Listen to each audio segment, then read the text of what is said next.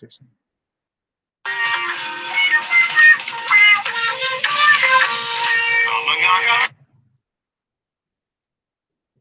It's 11:59 at Radio Free America. This is Uncle Sam with music and the truth until dawn. Right now, I got a few words for some of our brothers and sisters in the occupied zone. The chair is against the wall. The chair is against the wall. John has a long mustache. John has a long mustache. It's 12 o'clock, America. Another day closer to victory. And for all of you out there on or behind the lines, this is your song. Welcome, everybody. The audio is just screwed. All right, welcome everybody to our Daily Gun Show. Come to live every weeknight at midnight Eastern. For about an hour, we talk about guns. And we got a couple of people joining us tonight, just the three of us. We got Gary jumping in from Kansas. Thanks for joining. Thanks for the invite. You bet. Then we got Patriot coming in from the Mitten. Thank you. Thanks for the invite. You bet. Thanks for coming in. And there's lots of other links out there, but nobody's showing up, so we'll find out what happens. So it is Friday. It is episode 660. So we've been doing the show for probably 600 episodes. I guess at this point we might have missed 60 of them, but that's still more shows than most everybody out there. So we're better than that. There were shows earlier today on gun channels, and this one wraps them all up. And I have no idea what's been going on. We've been at the Gun Rights Policy Conference. Patrick says he's driving out to the conference in the morning. Right on. I believe it starts at 7. No, it starts at 8:15 or something like that, or 8:30. So if you get there a little early, there'll be coffee and stuff. But gun people are cheap and greedy, so we're gonna eat all that coffee and donuts and stuff as soon as they unwrap it. But cool. Anyway, yeah. So we're in Chicago, going to the Gun Rights Policy Conference. Dano's here. Smeggy's here. Well, pretty much every mover and shaker in the gun owners' rights movement is here. Hey, there's Ghost. And although we do have an agenda, we have agenda for episode 660. We could blow that off completely because today was the 2A writer. Well, they should call it a 2A writer summit. It's a 2A summit for media, and this is their second year. And a bunch of you guys were listening to it throughout the day. There's Dead Horse, cool. So we could talk about that, or we could talk about whatever, because that's what the Daily Gun Show is all about. So Ghost jumping in from Arkansas. Thanks for joining. Hey, thanks for having me. Appreciate it. And now I know your pain. I know what it's like to be up in the middle of the night like this doing the Daily Gun Show. Horrible. And then Dead Horse jumping in from Utah, which is like, it's like 8:30 in the afternoon for him. So this is nothing for him. Yeah. So howdy, everyone. Thanks for having me. Yeah, thanks for jumping in. So we got, like I say, some other links out there. And I think all of you guys at some point were listening to the show today. So second year of the, I don't even know what they're calling it. And that's the first thing I'm going to complain about. Number one, I didn't get an invite. I didn't get an invite to the first one last year in Dallas. I just happened to have left Ghost neck of the woods and got here a little bit early, or got to Dallas a little bit early, and then just happened to be following one of the bloggers who got invited to the panel, and he had posted the day's itinerary. And I'm like, what? And I drove over there, and I just basically, what do they call that when you just sneak in? You crashed it. Yeah, I crashed. Sneak in. I just went in because I'm like, I showed the lady at the desk. I'm like, where's this? And then she goes, oh, it's in this room. And I'm like, well, I'm going in there. All right. So went there last year, and I put my name on whatever list on a piece of paper. Right. And then this year, no invite, nothing. So I had to seek out an invitation to this thing. And then I had to find it this morning. And then I thought it starts at whatever time it was, 8, 9 or whatever. It started half an hour before that. And no one had told me that it started a half an hour early because they were so packed with people that instead of going late, because they couldn't, at the hotel kicked them out or whatever at 5 p.m., but they let them go early, they switched it. So I got there at like 9 o'clock, walking around like a chump, getting in late, and had no outlets anywhere. They were in a room for writers, media, workshop, no power strips. Nothing. So I have to sit in the freaking corner with my table kind of rigged so that I had some power for the laptop. And I asked, where's this being streamed? Is this being streamed? Oh yeah, it's being streamed on a private group on Facebook. So that bothers me for 6 different reasons. I decided, all right, I'm not going to ask nobody. I'm just going to go ahead and post it on my Patreon and for people on gun channels. And then we streamed it.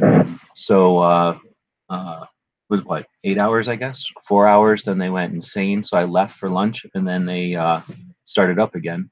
And I think it was probably a good 20 something, 26 more people listening in the morning. In the afternoon session, which was honestly probably 3 times better than the morning session, because it was definitely a million times less frustrating. Only with like Ghost and maybe Patriot for a minute, but very few people were listening in the afternoon. I think somebody else was out there. I don't think it was DTP, but it was well, my bad for not remembering. But it was only the one there with me for a bit when Ghost had to leave. So, which is frustrating because it was, I think, more insightful at the end.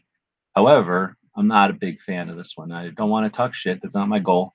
But they need constructive criticism. This is the second year.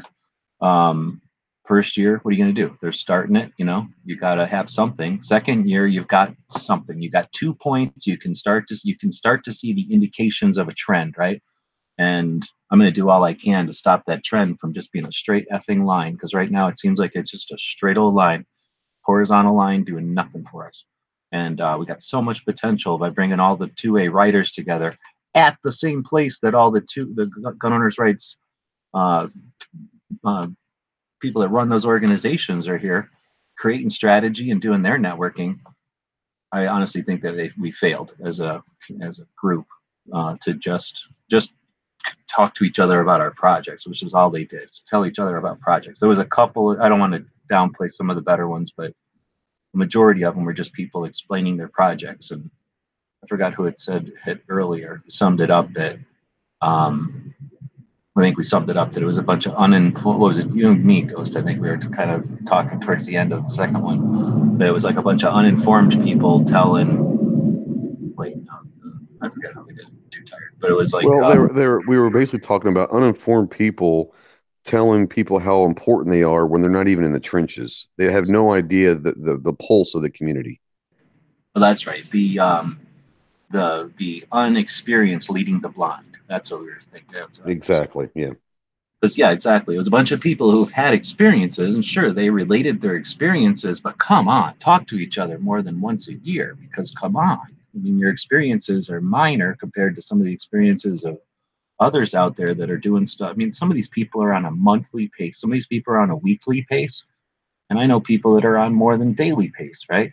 So, and some of the, just like, they complain about, what were they complaining about? Doing a 2-hour podcast, but then they talk about writing 8 blog posts in a day.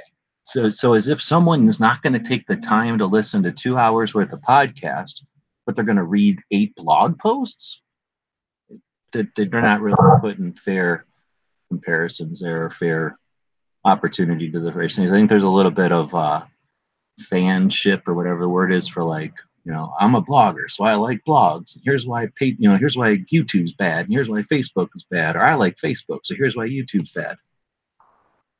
I'd say the one that got me was the guy that was sitting there. He's a blogger, and he was talking about how big and how important his blog is. He says, I've written over 1,500 blogs and gotten 3,000 comments and 400 hits. You've only gotten 3,000 comments on 1,500 blogs? That's like 2 per blog, man. Yeah, and he's talking about how important he is. And it's like, no one's reading your stuff, bro. Well, I don't think he was bragging, but he was certainly. Well, no, but he was downplaying everybody else because he was a blogger. Yeah. Yeah. And he was talking about how all the other social media outlets are not good because he's a blogger. And it's like, cards, just because you're a blogger doesn't mean you have to put down Facebook or Instagram or YouTube or whatever, What I think I'm going to do here is look. I was telling Smeggy, I made like, hold on, I got like a million texts coming in. Okay. I don't know if Dano's going to jump in or not, and everybody else is just friends of mine. I'll blow them off. I'm going to go look at a picture I took. They gave us a piece of paper to write feedback on. So my last piece of feedback was, why am I writing this with a pen? I mean, in what world does anything get done on a piece of paper and a pen anymore? You know how long it took me to scribble out all the ramblings in a pen? I don't even hardly pick up a pen to sign my name, and they're gonna make me write with a pen? Come on, it's, ugh, just There were About a the couple of them future. that were really good, though. I really enjoyed some of them, though. I'm sorry, Smeggy. Oh, sorry. Yeah, sorry, Ghost. I'm on my phone here. I cut you off there. I was going to say, yeah, you're using a pen about the future of 2A on the internet. yeah. Like, come For on. the future of 2A, like how are we gonna get this shit going? Well, first off, let's not write on a piece of paper. All right, so they gave us a feedback form, right? Like a ditto machine type of piece of paper here. First off, I'm going to go, what the hell is AMM con? Because there's nothing that explains what AMM con is, and how is Second Amendment even part of that? So somebody's got to explain to me what this AMCON is. Anyway, AMCON 2018. What did you like about AMCON? The next section. What did you not like about AMCON? Next section. What would you like to see discussed at AMCON 2000? Next one, right? And next, what was your favorite speaker? You may name more than one. And then, what can we do better next year? And then, you want your name in here? Of course, I put my name in there. So I figure we can just dig through my ramblings here. So, what did you like about AmCon? You guys listen. What did you guys like about it? I like the idea of getting different social media outlets and personalities in one room to discuss and open the eyes about the other stuff. I like the idea of it. I didn't necessarily like a lot of what was being said, but I like the idea of getting the different outlets in there. Yeah, it certainly is like a beautiful concept, right? Like get all these people from cross platforms to learn and to share resources and to get our messages on point. But okay, so anybody else? What would you like about it? I didn't listen to it, but oh, sorry about that. But I'm going to kind of echo that of saying like it has potential for sure.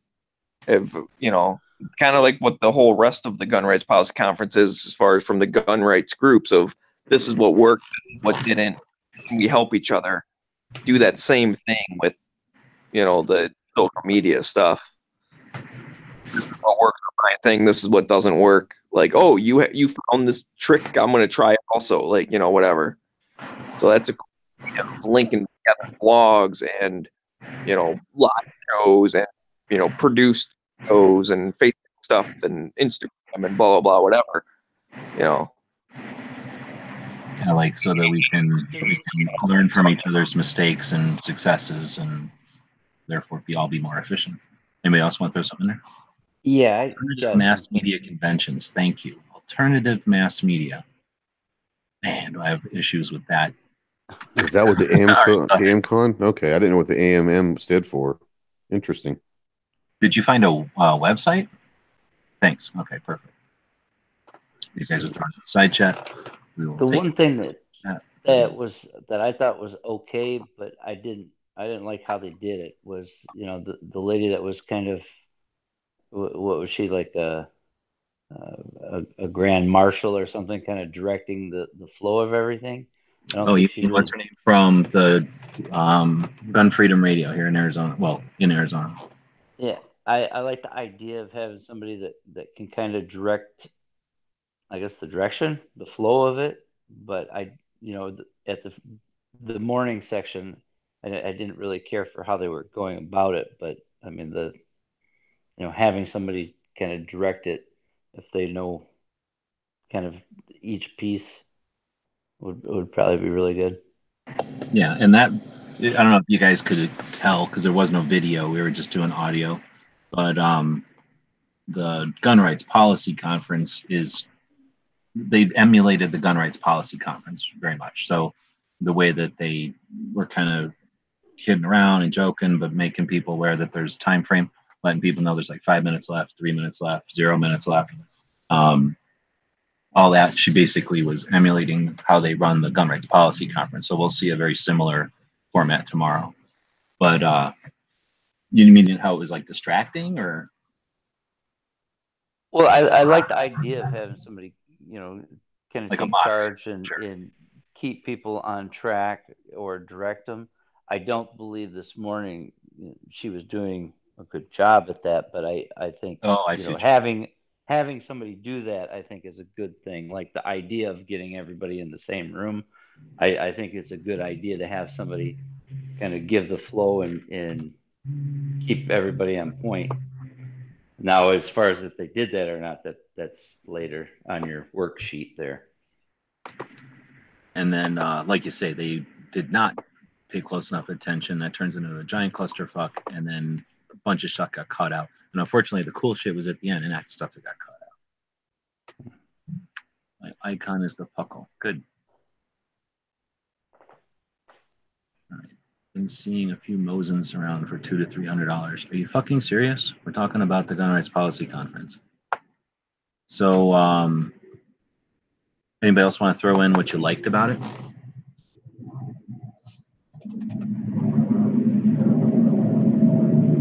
Do you guys hear those planes when they go by? A little. All right, I guess somebody else wants to throw in what you liked. So I'm going to go back to my notes here. So what did I like about the AmpCon? Number one, that they did it, right? It didn't happen. At least we wouldn't have nothing to bitch about. Number two, that the potential we have here. So goes to it right on the nose there for me. Number three, that it grew from last year. It's either double or maybe triple the size from last year. And then I wrote a fourth one later in the day. They had a segment called Beyond the Choir, preaching to the choir, and then Beyond the Choir. And that was stellar. I really, really dug every one of the 3 or 4 people that talked there. So I made sure to put that in there as one of the things I like. We got multiple, let me take from like a side here. We have multiple facets we're talking about here. We've got individuals that don't know much about computers. We got people that don't know much about the social media platforms that computers provide us and the internet, right? We've got people that have established their credential or their authority on the subject matter. They've created audiences over the years in what we like to call old media or traditional styles. And there's nothing to be. I mean, that's valid. I mean, it's legit. They've earned it, but nothing. You don't get nothing. You don't live off your past successes. You can be more successful based on your success, but you can't just ride success forever. Nothing works like that. So if they can maintain a massive audience and reach, and they can accomplish the goals they have using old-fashioned techniques, then more power to them. And they should definitely be explaining that to the new breed, right? And if nothing else, the new breed should be listening to it, just to learn what it's like in a different way, right? But there's obviously so much lacking that shit. I don't know where I was going with that. We want to there's so much to I guess there's so many different angles. We got the technical side of it where they are lacking. We've got the nuance or the savvy and just the concepts of that Beyond the Choir were less technical aspects. They were less strategy, and they were more awareness. They were more like, when you talk, you are alienating people unless you're aware of what you're saying, and just do that with intent. And there was some interesting stuff. There's some very good kernels there that I don't know how well they were absorbed by the group there. Yeah, that's the one that sounded really interesting to me when you were telling me about it later. So now I'm reading Dead Horse said there. So you're saying about the guy, that was the guy who came up to talk about, I think it might have been YouTube success. It was somehow success. I thought he talked about how he got a lot more basically subscribers and followers was by he went out and did something weird like that. Well, no, and that's how he was able to build an audience. He just decided one day to do that, whatever that song is, dun dun dun dun dun dun dun dun, with guns. So he put up a bunch of pieces of metal that had different tune to them or whatever, different size pieces of metal, and then he shot him in a, what would that be, a cadence or in a, you know, a rhythm, so that it played the song by, you know, by it's as though his bullets were the sticks and the steel targets were his xylophone or whatever.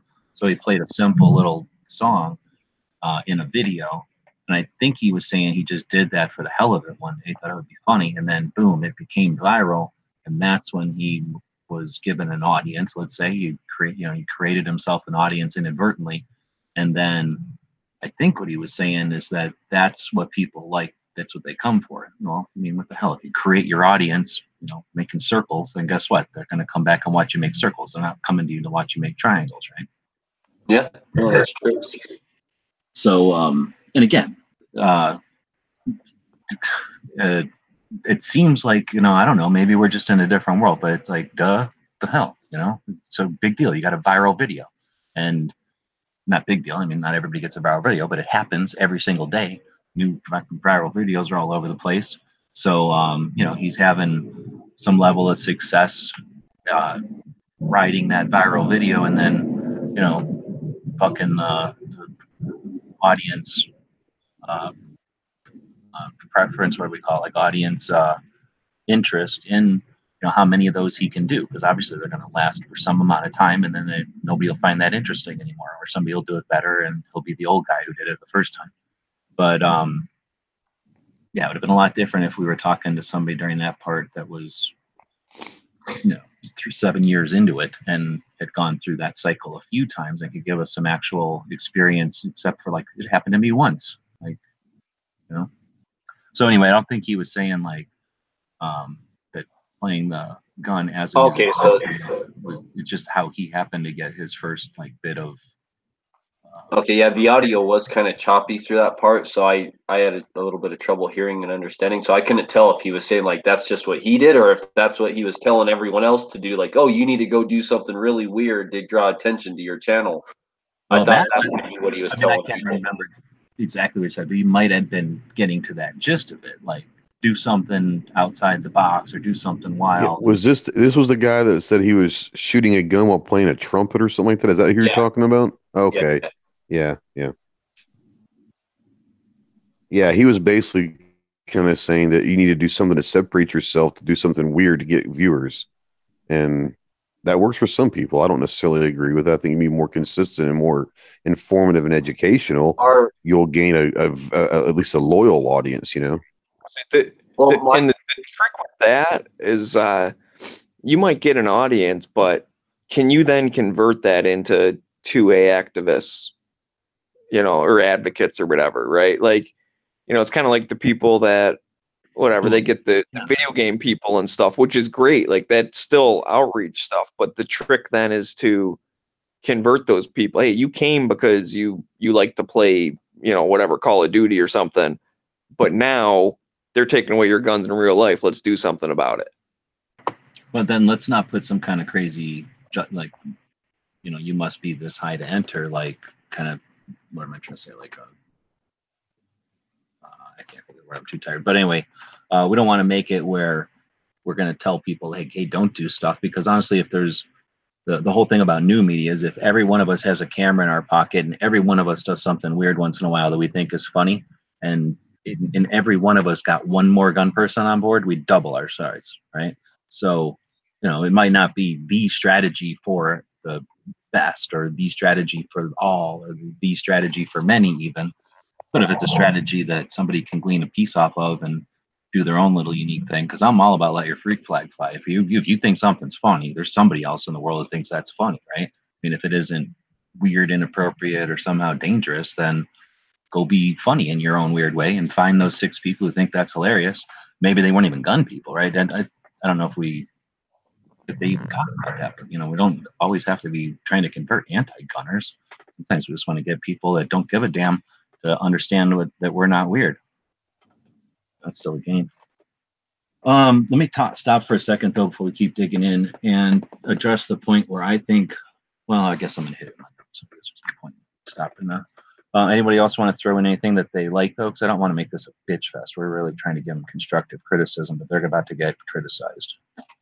I thought, I don't know who, I don't know who it was, but there was a woman who got up there a couple times, and I thought she was very, very well spoken and made some very, very like real constructed, like real, things that you could do, like actual things that I thought, like, oh, hey, this is something new you can do. And I don't know who she Some was. kind of, give me some sort of point to go off of, because I can figure out who we're talking about. She was talking about like commenting, right? Like on converting, like not necessarily anti-gunners, but like what you just said, like people who may be on either side of the fence, right? And just and rationalizing with people and commenting like on their social media and on their platforms and on their videos and stuff, and to do it in a Was it the self-promotion lady? yeah, maybe, I don't know. She spoke a couple times today. Okay. Well, the only person that really spoke that was a female that spoke more than once would have been Cheryl Todd, and she was the mediator, whatever it's called, moderator. She's from Gun Policy or Gun Freedom Radio. Was that the ant lady? The She's combat, the the combat ant. Oh, I wasn't in the room for Combat Ant. I was wondering why that guy had a shirt on that said something about ants. So maybe I missed the part you're talking about. I did go outside a couple of times when I couldn't handle it, and I left. And I just left the computer laying there running. Yeah, I thought KD's was good. I thought KD always does a good job. He's very well spoken. He brings a different perspective from the St. Louis area. But my favorite were the two girls from Not Your Average Gun Girl podcast. I thought they were really, really good. Really? Okay. Not because of what they're saying. Kevin Dixie? Kevin Dixie. Yeah, I love KD. Yeah, he's a great guy. So you know that guy? Yeah. Okay.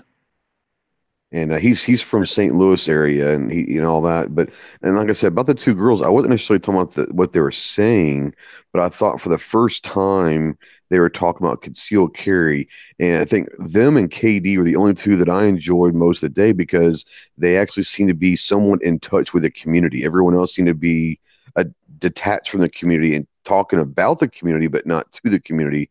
Where I thought they seemed to be entrenched, and Kevin obviously is entrenched as well. I think I know what you're saying. Like everybody else was talking in like these concepts, like, oh well, we did yes like this, and these people are like, our audience is like this, like. And here's what they're saying. Like. Yeah, exactly. Yes, exactly. They seem to be in tune to what the people are, the community that are. And we're talking about social media. The people that are watching and listening and reading the stuff, be in touch with what they're saying. But let's not forget, Ghost, that they get almost 2 comments per piece of content they produce. So they've got, you're right. My bad. Got almost 200% more feedback than nothing. You're right. But they have no concept of what it might be like to post a video and get, I don't know, 35 comments, and then to post a video and get 100 because you asked a question, and then figuring out, oh, if I ask a 3-part question, I get 75 comments. And that everybody has their own reasons for wanting comments and stuff, but yeah, like they just have never experienced what it's like to have interactivity with their audience. They say stuff to their audience, and then they wait, and at some point they get some kind of feedback, and then they go, score, we got a piece of feedback. They don't know what it's like to be in a live conversation like this and have however many people. Actually, looking at the chat, 23 people, of which 13 of them actually thumbed it up. Well, there's Dano out there not joining, even though he has a link on his phone and on Gun Channels. But anyway, we got 24 people watching, and we've got, I guess YouTube doesn't bother to tell us how many comments, but a bunch. So it might even be as many as 2 per video. Doing that. So one guy that was talking about doing the YouTube, it was in the morning session. And he said that, the live stuff, well, that's just like a couple group guys just talking in a hangout. So that doesn't really do anything. Did you catch most of that? Oh, it was tough to bite. That's why my tongue hurts so bad. I'm sitting back there going, doesn't do me any good to bitch. We need to learn from this. And hopefully, I want to stop for a second. And anybody who's watching this, swear to crap, if you've done anything with your phone and put stuff out to the world, you've pretty much got as much experience as the people that we're talking to today. Value your contributions to the two-way movement. The amount of knowledge that some of you have dwarfs the amount of knowledge about current things that some of the core people that we depend on have. So we definitely all need to be pulling together here. And I know our goal here isn't to bitch and moan and laugh or nothing, because it's frustrating. We're all on the same team, but it's like we just got informed. Hopefully some people have been informed that our team is kind of winning because we're lucky. We're not winning because we have overall awareness, a tight, well thought out strategy, and then, you know, deliberate actions and steps that were taken to, you know, affect change. We've been fucking lucky, and we're really lucky that the other side doesn't kind of know.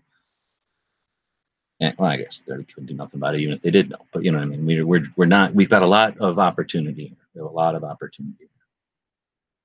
Well, that's why I was kind of. There was other people also. They were just begging you to just jump up and start talking, because, you know, you've probably got more experience in the change of social media than that entire room combined. And I know there was someone, I don't remember who it was, but like they were just like begging you, please just stand up and start talking, G. And I think we all would have loved to hear what they would have said after you would have enlightened them. Exactly. We were all saying, please step up and educate these people. We were all saying that out in the chat. Well, let me put it this way. Whenever I started working with Arizona Citizens Defense League, which would have been, you know, in the mid 2000s or something, and I understood then that it is going to be frustrating working with people. But I've mentioned this a lot of times. I've also made peace with the fact that you cannot fix what ain't broke. There's no need to, and you shouldn't. So if a bunch of old guys sitting around at a Waffle House managed with a fucking typewriter and whatever the cranky ass weird email they use and a fucking Yahoo freaking news group back in the day, managed to get enough members to an organization and get constitutional carry in Arizona, you know, in July 30th of 2010, 8 years later, now, you know, we still have constitutional carry thanks to their crude, weird ass, slow, backwards, barely using the internet way of doing it. I figured out a long time ago that you don't fix that. What you do is you do what you can to amplify their message and to enhance their message, but you let those people who are motivated and able and willing and doing it, to let them do it, right? That's why I built Every Second Matters, because there is no perfect system. There's no way to bring everybody on board. And there's honestly no strategy in bringing everybody on board. We don't have a military. We have fucking Marines. We have fucking Air Force. We have fucking Army. And we have a Navy, because we need different jobs done, right? And that together keeps our country and this world in one piece. So why would any other strategy be different, right? We don't have a tool. We have hammers and we have screwdrivers and everything else. So Every Second Matters is supposed to, the idea would be that a bunch of individuals who see that there's need can contribute to a effort to amplify and enhance messages that come out of crickety old backwards Yahoo groups and weird newsletters and people that are impressed with getting 2 comments per piece of content, because those people brought us to where we are today. So again, we're laughing at them because we're a bunch of young kids, millennials, thinking we know everything. But at the same time, you know, hopefully we're going to use this as an opportunity to let people know that, you know, the people that have been doing it and are doing it can need some help. And you don't have to help them by telling them they're stupid and they don't know what they're doing and give me that and I'll do it for you. You know, we don't have to mansplain nothing to them. Ideally, in a free country, they do their thing and we come over here and, you know, you help them. You know, you don't have to get out and change a person's tire, but you can certainly get in the other lane and indicate to the other people driving that there's somebody up here that's on the side of the road, and you put your left blinker on and you put your brights on and you slow down just a bit so that everybody behind you who might not be paying attention saw you, And now they see the person on the side of the road. You aided them, but you didn't do nothing more than just be polite and do what you normally would be doing driving on the road. I don't know if that's the best analogy of them. All right. Hopefully we've been nice enough. Now we're going to dig in, because it's not constructive criticism unless you criticize. So, what did you not like about AmCon 2018? I'm just going to go left, right, so we can hit everybody. Dead Horse. It'll be Dead Horse, Ghost, Gary, Patriot, and Smiggy. So, Dead Horse. Pick as many as you want. Really, there was nothing I didn't like about it. I thought at least they're trying to do something, and that's better than doing nothing. So whether I agree with all the things they said or not, I think at least they're trying, and I think that's the whole point. Right on. I have 8 things I didn't like. Okay, go ahead, Ghost. There were several things, but I'll say that the one that stands out the most to me that I didn't like was the fact that everyone in that room seemed to be unaware of the value of the other different platforms. If they were a blogger, they didn't seem to be aware or care about the value of YouTube, or not only did not care, but they didn't even seem to be interested in learning about it. So I think the biggest thing is if we could all get these media people to care about the other platforms, that's how we make the first stride. Yeah, I want to add to that. You didn't see because I just had audio going. They look like they just smelled farts. As soon as somebody would say YouTube's good, or like Facebook, it worked for this. Like, some of them people looked like, if we tried to make me eat a piece of chicken. Like, they just were not having it. And you hit the nail on the head there. And it was, you could tell just from the audio, just from the words that they chose. But if you were in the room, you'd see that. And there was times when everybody was looking at their freaking phones, or everybody was poking around. Like, it was actually downright rude. Let's not even get into the fact where Alan made a stupid ass remark, and then that girl, is it wrong to call her a girl? I'm older than her, so she's a girl. Got passionate about her response because he was wrong. Oh yeah, she got emotional, man. So here's how it went down. You guys didn't see it. She got upset. I get upset when I say shit sometimes. It's fucking passionate. This is important shit, right? So we have passion. She wasn't planning on it, but she had to say something because of what Alan said. Stupid old man fudge shit. And so she said something to rebuke that, which was freaking brilliant. And a bunch of people who were sitting on this side of the room were like, thanks for saying that. And she went out. Freaking her friend went out with her, and then fucking Alan goes out there to be mean to her because I know him and he's callous. He's a jerk, and he can't be wrong. So he's obviously not going to be best friends after this. But yeah, I thought aside from that, whenever she got up to do her thing, guess who's eating a fucking apple? Guess who's getting up and getting his drink of water from the row in front? Guess who's like decides at that point to tell some guy about his stickers? Rude motherfucker. That's all I'm going to say. I'm going to fucking say it anyway. He's a rude motherfucker. All right. Ghost, did you have anything else that you didn't like? No, that's the main one. I thought that everyone was just unaware. Good. Yeah, definitely. Gary. Well, I'm kind of like Ghost in that respect. It seemed like to me the whole group was kind of living about 3 or 4 years ago and not too open to all the different things. I mean, we try every method possible to get our word out. And we've tried, really weird things like doing Instagram posts and stuff like that. But you learn a lot by doing that, and you learn you can reach people that way. And so I just don't seem like they're really open to new ideas and stuff like that. I think I agree. Patriot? I didn't like the polka dots. I don't know what they were, but I didn't like the polka dots. But as far as each speaker, to me, just listening to it, it did seem like they were just focusing on, this is how I do it, this is the best way, and that was it. They were more interested in talking about themselves than, getting any information from anybody else. But that was just, that's pretty much what they were saying. So. Yeah, that's a good way to sum it up, though, because that's what I kind of thought at some point too. It's just like, okay, I'm hurrying up to hear me talk, which instead of listening to what you're saying or paying attention, like you said, they're looking at their phones, instead of actually listening. Oh, okay, well, you write some things, you get a couple comments. I don't know. That's just how it came across to me this morning. Right on. Smike. We didn't really listen, but from Yeah, no, I don't really have anything to comment on that. I think you guys are summing it up pretty good from what I know about it. All right, so now I'm going to try to read my chicken scratch here. Again, I type for a freaking living because it's in 2018. I use a pen occasionally to sign my name on something. So I'm having to read fucking writing. I haven't written since I was probably 10 years old or something. So, number one, what did I not like about it? Number one, same speeches and speakers as last year. So, okay, it's their second year, but come on. Do they have to give us the same speech again? Like, do they not know that we're all going to be here again? There was double or maybe triple the amount of people. So some of the, 2/3 to a half of those people heard the things for the first time, but I didn't. And I ain't waiting around. This is a freaking midterm election year. Do we have to really reiterate? Especially like you guys said, they're just telling us about their projects.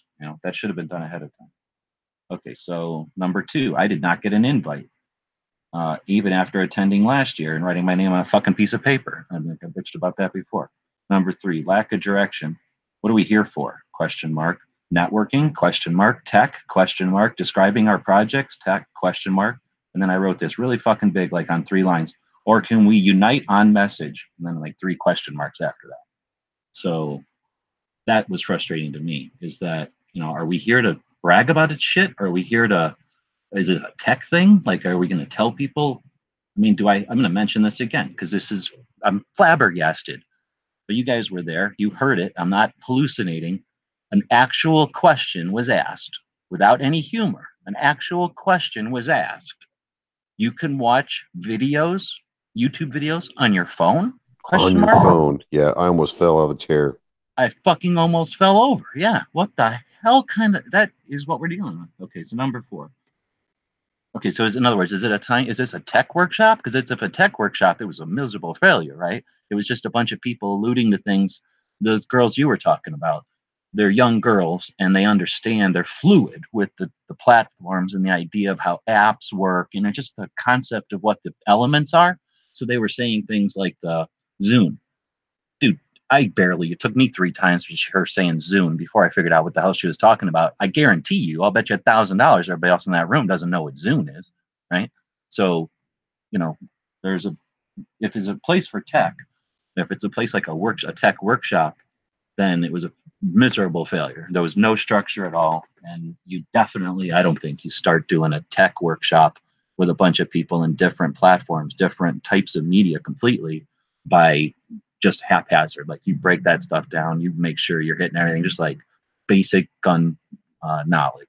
You don't just go, oh, there's revolvers, there's rifles, there's shotguns. Let's take apart a firing pin. Okay, there's cartridges. Okay, back in the day there was black powder. Now there's machine guns. I mean, that's kind of how sloppy it was, right? Number 4. More time for Q&A. What good are speeches? So what the hell good is it for them to get up and blah, blah, blah, blah, blah? It should be at least half of it is Q&A if we're going to learn anything, no matter what the real goal of the thing is. I think there needs to be more interactivity. What's the point of being in a room and getting a speech? I can watch a speech online. I can have a prepared speech, which is better because then people can edit it and make it perfect and give us homework. Let us watch those speeches, right? And then get there and ask questions about each other. But for crying out loud, I don't need to drive to Illinois from Arizona to listen to the same thing I listened to last year. Come on, I paid for that. You paid for that. People have paid Patreon paid for that. I don't know. Number 5. Why aren't we informed of what this year's 2A agendas are so we can amplify them? Like, why the hell are we doing this at the Gun Rights Policy Conference if we're just going to blab about what we can blab about on a hangout any single day of the year? Every single day of the year. We're at the Gun Rights Policy Conference. It's a midterm election. It might be the most critical one ever because we have Trump and we got potentially a judge. We're crying out loud. Why aren't we taking out the NFA right now, right? Why isn't this whole Gun Rights Policy Conference about getting rid of the NFA? Or at least getting suppressors back on the fucking table so we can get them off the fucking NFA, right? Like, are we fucking affecting change, or are we going to stroke ourselves off? So number 5, again, why aren't we informed of this, what our 2 agendas are? Because that's what's happening at the Gun Rights Policy Conference. The actual movers and shakers are having strategy sessions and stuff, to make sure that they're not all running around random, I hope. And if that's the case, why aren't we a valuable tool for that? We're the freaking infantry. If they're the generals, we're the freaking infantry, right? We're something. We're air support. We're something. So use us. What the hell are they letting us spin our wheels in the basement for? No point in us driving over here to spin our wheels in the basement. All right, number 6. So sick of hearing how other people used to do things alone. We have an opportunity here to work together and change old dynamics. Now, they're not going to understand what I'm talking about there because I was just fucking pissed. But after, I don't know, half of the day of just listening to people talk about their projects, and many of those for the second time in a year, second time in 2 years, why are we even talking about each other's projects? Who fucking cares?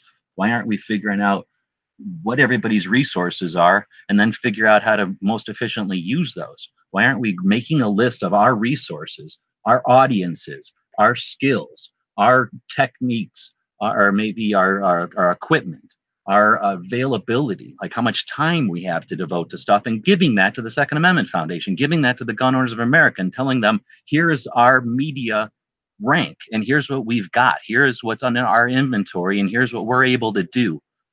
Now that you know this, utilize it. Divide us up. Give half of us to do this task and half of us to this task, or tell all of us to do this half of the time and this half of the time. Why are we not soldiers in a fucking army? So why aren't we working together? Why are we just sitting here talking about each other's shit? Especially when they had no insight and they had no ambition. Everything that we talked about, I'm probably going to hit this in another one. Everything we heard today was how you can't do this because it's not Hickok. You can't do this because it's not the biggest blog ever. You can't do this because YouTube doesn't let us. Fuck all that. We got enough people here. We should be changing the dynamic, right? If we don't have enough views, guess what happens when we all work together and we all view each other? Oh, we got enough views. All of a sudden, we're big. So to have a bunch of individuals bitch about what it's like to be an individuals in a room together is ridiculous. Why aren't we working as a team? So number 7, this is a lot of effort for no resulting archive. So this was another frustration of mine because so much of our conversations get lost. They happen and they don't exist anymore. On YouTube, at least, they render into a video and it's possible for somebody to go back and watch it. But for the most part, conversations that happen on Instagram, Facebook for sure, mostly on Instagram, other platforms, they're gone. You can say something interesting, you can catch people's attention, maybe you get their attention again, but this freaking dynamic of just saying stuff and letting it disappear is becoming overwhelming, and it's damaging. We are creating a lot of good information here, and if we're going to repeat it all next year, then it's worthless. It's worthless. If we should be building every year, we should be building every month, but there should be definitely something coming out of this Second Amendment conference or whatever the hell it's called. So this is a lot of effort for no resulting archive. It was only posted on a hidden stream on a hidden group on fucking Facebook. On a hidden group. So you can't even get into the group. Only like 12 people even got an opportunity to know that this thing was streaming, for crying out loud. What's the point of this? Is there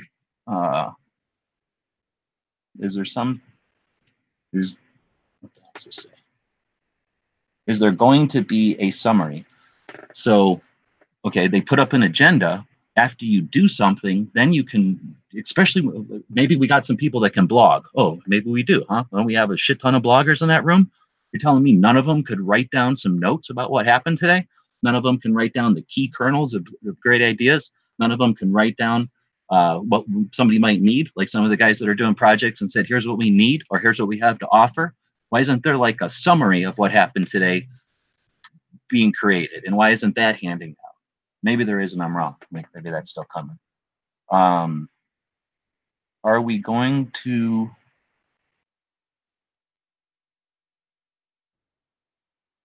What the hell does this say? Are we going to... Yeah, this is worthless. I can't even read it. To accomplish anything... Is the result of being here?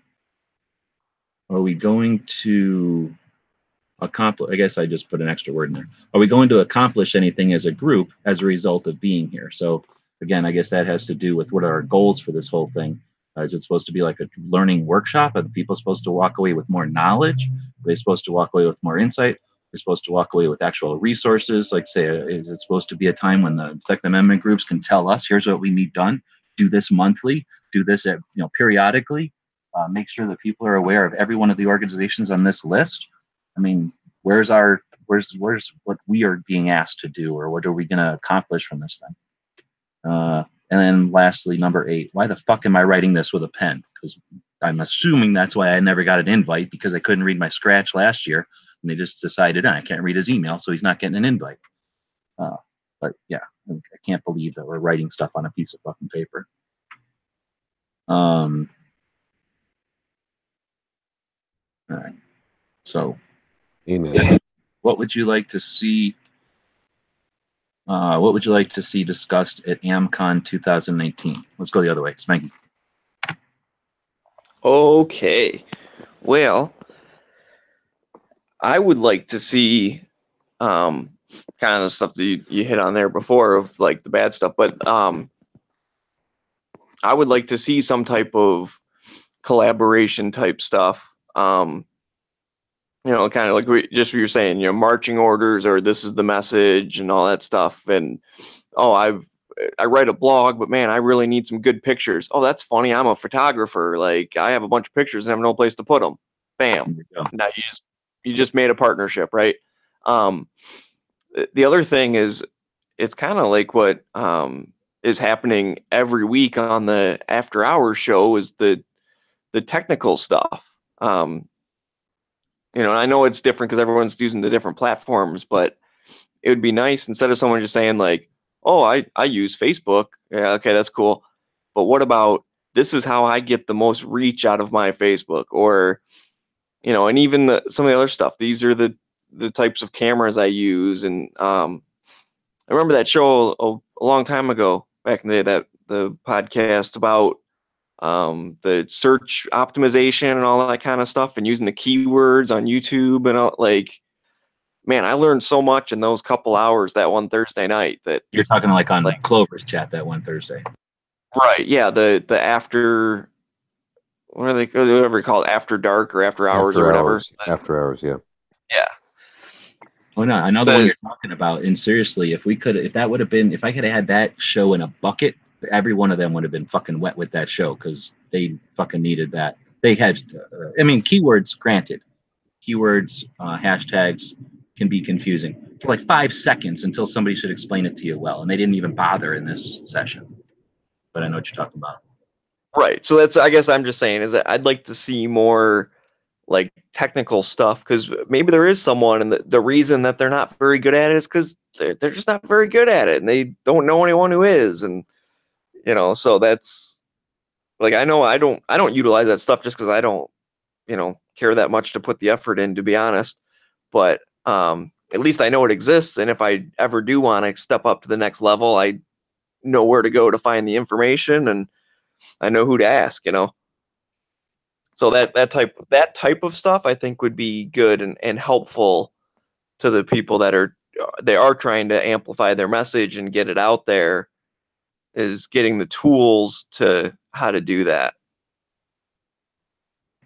Right on. Patriot, what would you like to see next?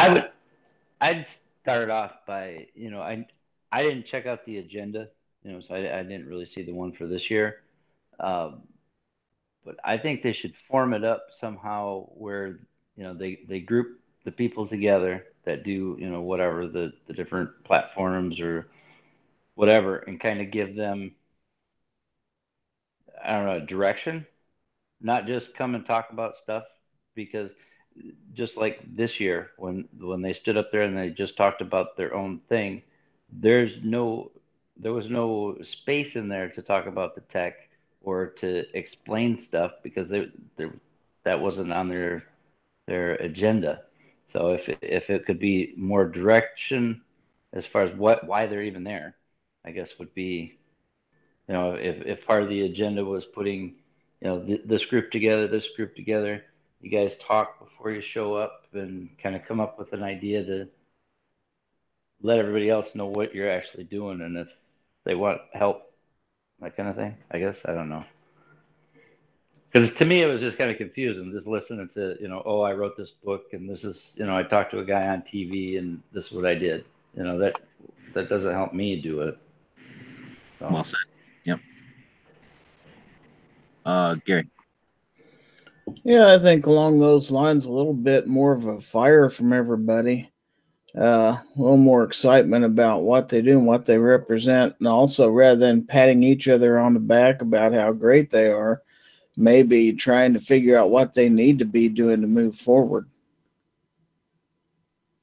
I like that. Ghost.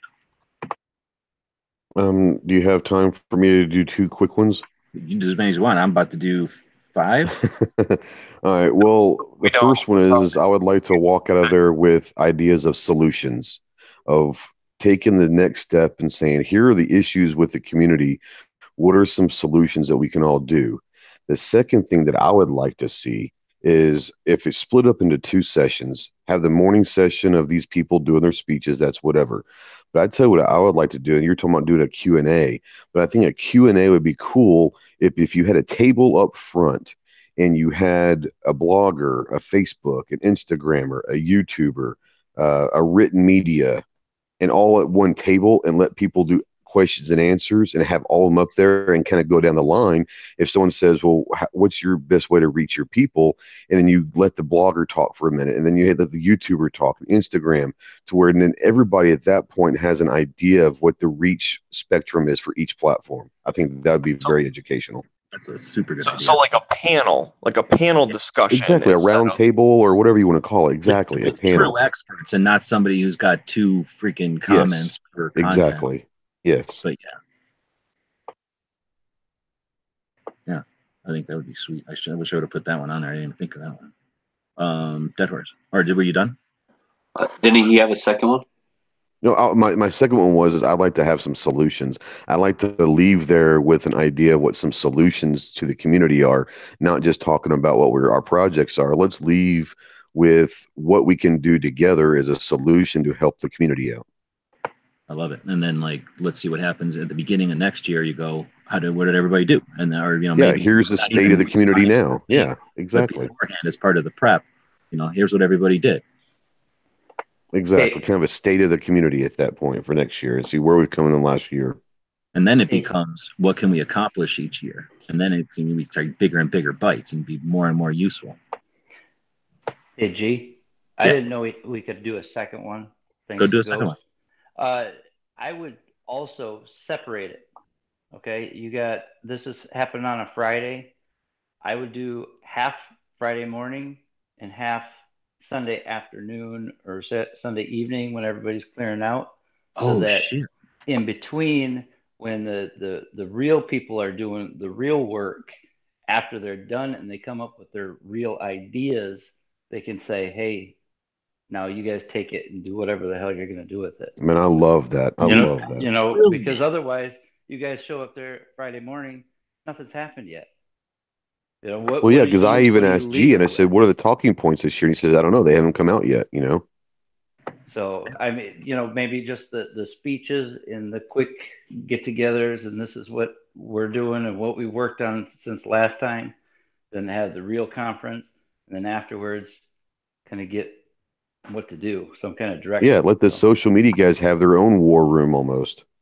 I love it because everybody leaves early on Sunday anyway. It's stupid. Yep. We drove all the way here, and then we're going to leave early. It makes no sense. But yeah, I love that idea because then you can actually know what the groups want and can do. And now you've established the Friday, what we've got to offer. Now we divvy up responsibilities and goals and start killing it. Yeah, I love it. And even if the actual conference has somebody sit in so that they can kind of get a grasp of what people can do, so that they know once the conference is over, they can say, hey, well, this is what they can do. This is what we're going to give them. I like it. Well, yeah, like having the social media director for Second Amendment Foundation there or something, That's a good question. I wonder who it is. Okay, so Dead Horse. All right, are you guys done? Yeah. Dead Horse? I would like to see more people that actually have their finger on the pulse of the community. People like UG Webs or Ghost, or people who are, you guys are talking to new people every single week and hearing new points of view, and just you're putting content out there. You're socializing and you're mixing with people, and you guys, and there's a lot more. I'm just picking on you two guys because you're in here, but there's a lot more people out there who are very intelligent. You guys can put together intelligent sentences, and you guys can come at people with facts and numbers and stuff like that. None of the people who I heard talk today were like that.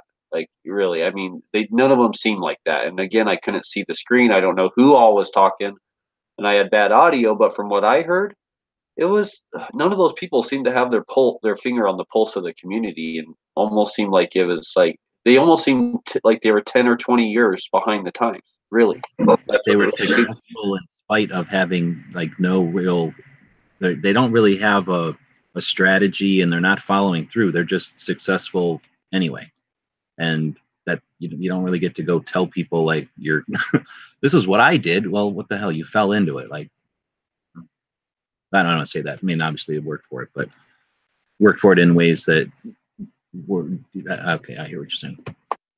Yeah, I would just like to see some more people out there who are really socializing and active, and more than just writing a blog post. Like, people like, I mean, you guys are on all sorts of different social media. You guys are constantly talking and meeting new people, and these people don't seem to be at that level. Like, they don't really seem to kind of know what's going on. Like, the one question, like, you can watch YouTube on your phone. Like, whoa, like, dude, like, It's like so uninformed that, yeah, it's like tough to. Well, they mentioned like in one of the talks outside the choir one, where they said, if you say certain things, you're just going to alienate your, when you say Democrat, you're going to alienate people. Be aware of that. And same kind of thing. If you say something that's like, what, you mean you don't use a phone? What? Like, how can you take somebody seriously? Yeah, there was a guy in the morning session this morning that I was kind of yelling at the screen to, and because he kept saying all the leftist anti-gunners. I'm like, dude, the real threat isn't the leftist anti-gunners. It's the people that are anti-gun that are considered conservatives within our own ranks. It's not just the leftists. It's you can't call just the liberals the anti-gunners, because there are people that are not pro-gun that consider themselves conservative, and we have people that consider themselves liberals that are pro-gun, like Yankee. And so that just showed you right there that he's out of touch. It's not just liberals that are anti-gun. Right, and even if he meant something more nuanced or whatever, he didn't use that word, so that's where everyone who was listening stopped. Like, oh, Exactly. Liberals do this. Yeah. All right, I'm going to dig into mine. Can I throw one out real quick? Because I actually thought of one in the process of this.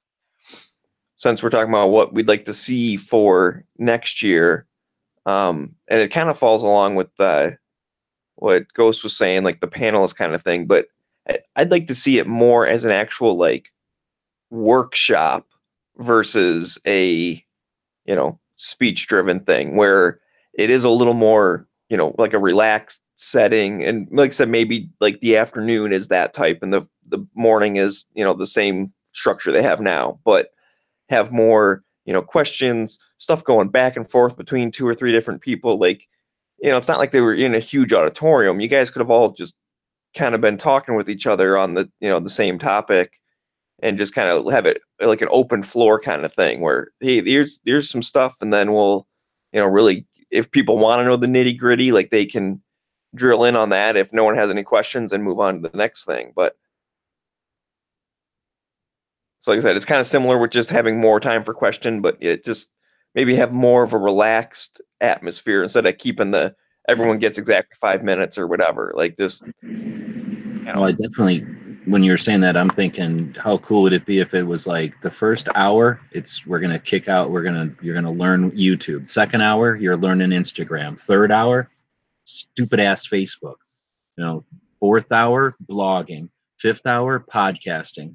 and then have maybe panel discussions with people. Because again, the girls, even the Not Your Average Gun Girl podcast, they're valid. Everything was cool, but then they are one of them people who are like, oh, you got to have such and such microphone, you got to have such and such this, you have to have equipment, you got to have podcasting service. Well, F all that. I can do it with a phone and free software. So to get a piece of content on the internet does not require all that stuff. If you want to emulate a radio show, it requires all that crap to sound fancy. But if your goal is to get information out there, or like Alan said, sell the book before you write it. So you want to get an audience, then don't worry about having it spiffy and clean and super clear and crisp, because that you're wasting a bunch of effort and time. You don't even know if they want to listen to you yet. I insist that if you say something that's worthwhile, who cares if it's shitty and crappy, and people are going to listen to it because it's important. So I'd like to see some discussion between the people who are quote unquote experts, because even experts are going to do things differently. They're going to use their tools differently. You get two electricians together, they're going to do different things based on their experience, right? You get two different tile layers, they're going to do things differently. Two bakers, two anything, right? So I hear you. All right. What would I like discussed at AmCon 2019? Number one, experts in the fields. You guys have talked about that, but I told them this year we had no video, no podcasters, no photographers, no meme creators. And they also dismissed memes as being worthless, which is ignorant, to say the least. Then they're also going to talk about how you shouldn't do a 2-hour podcast because that's too long. So with no organization, they contradicted themselves more times than I kept track of. But it was also very difficult, as I can only imagine how difficult that would be as someone who's seriously trying to absorb information, to get so many conflicting, overall the whole course of the day, so many conflicting concepts. Don't do anything too long, but you can't do it too short either. It can't be too risky, but it can't be 100% perfect either. So no experts in the field. So have experts in their fields next year. Number two, working together, real ideas. What the fuck was that supposed to mean? So Just what we're discuss next year, working together. Huh?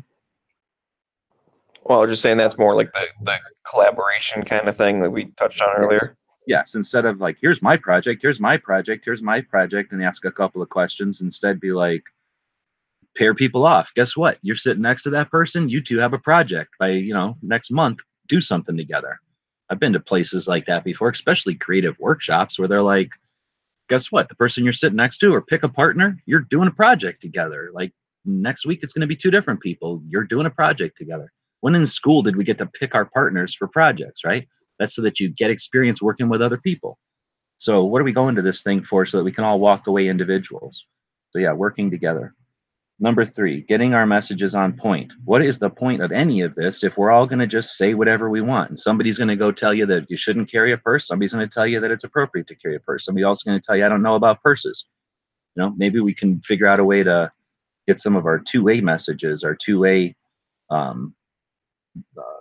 the vital 2A information on point. Tech coaching resources. Is this the time to learn skills? So I think it needs to either be a workshop, a technical workshop, or a strategy session, or something else. But it was a mess. And again, I'm trying to put myself in a position of somebody, because I saw some people furiously taking notes, and I feel sorry that they were taking notes on such a random, like varied, useful, some of it was useful, some of it wasn't, and it was all just chaotic, and there was almost no organization to it. Can you imagine trying to take notes during that whole thing, and then without being aware of all the aspects, all the elements they were talking about, how to arrange those notes to any kind of real logical order? It would have been a mess. It would have definitely been a challenge, and I suspect no one's going to follow through on that and try to actually do it. And even if they did, it wouldn't be published. They didn't encourage us. I've been to Masada Ayub classes where he'll encourage people to take copious notes and then exchange them with the other people to create little study groups and to look at other people's notes, because the notes that you take are keys for you. But when you look at the notes of someone else, not only can you help them edit their notes, I can't read this, or what did you mean by that? But you're also going to get insight to what they gleaned from the same information. So just as though teaching, you learn more by teaching, you're going to learn more by helping others to see what they learned. And then, you know, backwards, they're going to learn from yours, and they're going to help you refine your notes. None of that was done. And I don't know why in a creative type of thing like this, where we're all supposed to be networking and working together, nothing like that was done. Real objectives, united goals, helping the two-way organizations. And I guess that's basically reiterating the same thing. You know, why do we have audiences? You know, we can go show boobs and get audiences. Anybody can get an audience. Why do we have audiences? Because we are passionate about the Second Amendment. So why don't we give us some real objectives? Give us something to do with these audiences. Give us something to direct our creative, interests into. Make ourselves not just, a part of the community, but a useful element of the community. I wish I just scrabbled some of this shit down. So I don't know if they're going to contact me and try to get more from it or not, but we'll move on. So who is your favorite speaker? You may choose more than one. We'll go backwards the other way. So Dead Horse.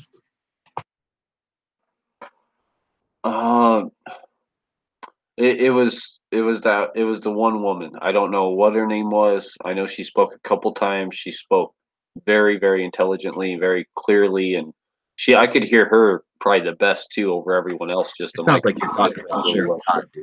Yeah, I think that's who it is. And she's the polka dots.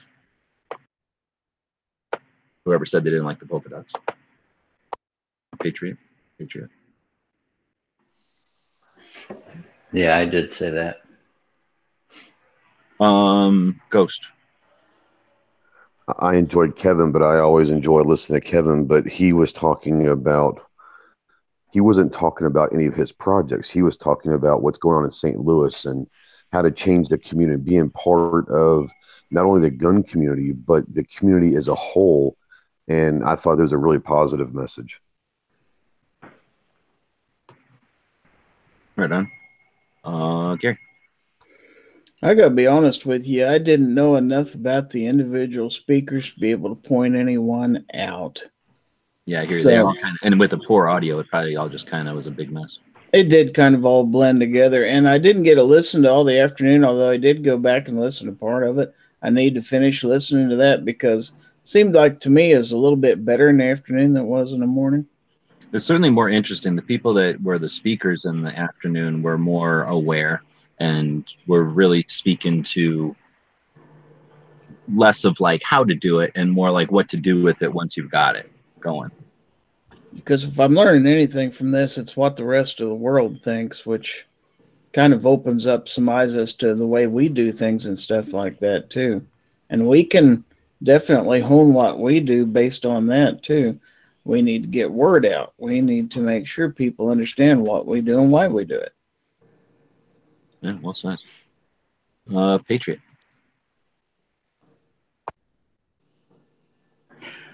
They don't stick out. I need to go back and listen to the second portion because that section that you said that was the Beyond the Choir. I want to check that out. But in the morning, it was just really frustrating. That's all I really remember from it. The lady talking about the combat ants or whatever, and she thought it was funny. I mean, there was some good points with that we use tools with our hands, that kind of thing. But really, that's the only one that sticks out. Besides the guy talking about his book and all the other stuff. Yeah, well, that's valid. I mean, again, I think it's a result of the kind of sloppy, chaotic way they put it together. Or they might have put it together in a perfect way, but the way that it ended up, it was difficult. And they didn't. Now Cheryl does the gun freedom radio, and she did a thing where she talked about her. I don't know. I think it was coming back from lunch. So whenever I started it, coming back from lunch, I think I was saying it off air. I started the first half as public, and then an alerts went out, and everybody knew about it, and then there was like 30 something people watching. When I did the after lunch one, I remembered to set it up as whatever it's called, unlisted, and I'm assuming when it goes unlisted, no alerts go out. So then when I figured out I put it up as unlisted, nobody was watching it. I flipped it over to public for a while, but I don't think that initiated an alert. So we didn't get anywhere near as many people listening, but we certainly didn't get anybody listening at the very beginning. There was only like 2 of us, and I was probably one of them. And that's when Cheryl was talking about their deal. There's some entrepreneurial, they're a couple, and they're entrepreneurial, so they've had lots of businesses throughout the years, and eventually they got to the firearms business, and that's the one that stuck, and that's the one they enjoy the most. And then as a consequence of being in a gun shop in a market with lots of other gun shops, and they're on the side of town and everything, they ended up being on a radio show.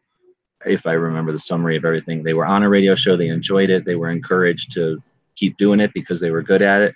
And then they started doing their own show.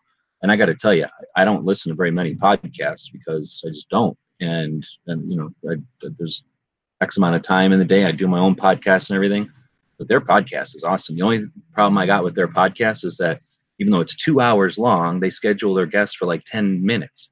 So they have a bunch of guests on, so you get to experience a lot of people's insight or stories or things that they're doing. And she puts together freaking stellar website. Their website is everything. Somebody said it's the gold standard, and they were not kidding. Like Cheryl's website, as far as the podcast goes, is awesome. It is exactly what needs to be done. In fact, she should have taught a section on putting her website together. I don't know if she figured that out or if it was just intuitive, but man, she does an excellent job on her website. What's frustrating is, in contrast to all that, you would think, and she enunciates, like you said, you could hear her. She understands how to communicate. I think she enjoys communicating and everything. And then there was like this stark contrast to like nobody reiterated questions. They knew that the microphone was shitty and that you had to be standing like within a minute or an inch of it so they didn't get feedback in the room because they were in a stupid little basement, cubbyhole room. But when somebody would ask a question in the audience, somebody who's attuned to all that and into communication and everything typically will reiterate or restate the question into the microphone so that the whole audience and whoever's listening to it can hear it, right? And then address the question. None of that was done. They would say stuff like, here's someone's open podcast. Nobody knows what the hell podcast was. And then the people weren't encouraged to introduce themselves in their podcasts. A couple of them are good communicators or good speakers, and they knew to say that stuff over and over again, but not all of them. And that made it very frustrating, tough to follow through. Hey, by the way, real quick. Oh, go ahead, Speg. Hit or miss Tuesday nights, 9 o'clock. Yeah, by the way, what is her website? Because I'd like to go check that out. Gun Freedom Radio. I don't know if it's com or org or what. Okay. Gun Freedom Radio. Perfect. Thank you. Okay, so that was. Did Smeggy go? I don't have one. I didn't listen to any of it. Oh, that's right. Okay, so I put down. My phone's going dead. I'm shutting it off. Okay, so for me, it was Craig, FPC. Everybody else got up there and said what they did. And I don't mind listening to people's stories. I think it's interesting. I happen to be a nerd for this kind of stuff, so I'll listen to people's stories all day and night. But not at a workshop. At least I don't want to listen to it at a workshop. I'll listen to you all night on a podcast when there's no consequence. But when people drive halfway across the fucking country to be at the Gun Rights Policy Conference and the day before at a media summit, I don't need to hear what I heard last year, right? I don't need to hear garbage. I don't need to hear, like, this happened to me one time, so maybe you should try it. Screw that. This happened to me. Maybe you shouldn't try it. Like, I don't want to hear all that. Craig was more like, do something you enjoy. Do a consistent, he gave some just little kernels that were useful, that were maybe encouraging, or maybe gave you a little bit of direction. And he gave so many of them that I can't even remember them all, other than the main one, I think, is the only one, I think. Maybe not the only one, but at least the first one, or the one that made a point of it enough to say, like, and he was very frustrated, I should say. I talked to Craig off and on throughout the day while we were in there, and going on breaks and stuff. And he was not happy with the people who said don't talk politics, right? Because he doesn't agree with that. Talking politics is legitimate for some audiences, and to say it's black and white, you should never talk about politics, is short-sighted in someone who has not had a lot of experience, because there's obviously very, very successful people that have talked politics all the time. And how are you supposed to reach people who are interested in politics if you don't talk about politics? So the same way that people can flee from a discussion on politics, obviously plenty of people enjoy politics. So for just little things like that, I thought Craig's 20 minutes or whatever they gave him was probably the most useful. Now, at the time they gave it to him, which I believe was at a shit time, it was either right before everybody started getting antsy for lunch, or it was like right before a break, or we didn't get a break or something. So unfortunately, when he was saying those things, I noticed that a lot of the people were already kind of glazing, their eyes were glazing over, and they were concentrating on other things, I think. So Yeah, that was right after the time the lady says, we're supposed to have a 10-minute break here, but we're going to power through it right now. And they brought him up. So right there, you got a bunch of old, this is okay. You might not realize this. That room was almost entirely old, fat white guys. Whoa, right? So they're eating their apple and their bag of chips and a brownie and big thing of bread. They're getting all logy and freaking, dozing off. So in addition to their physical issues, I suspect, like you guys have already mentioned, most of them were there to talk about themselves and their projects. I don't know how absorbent they, how much they were absorbing of what Craig was offering there.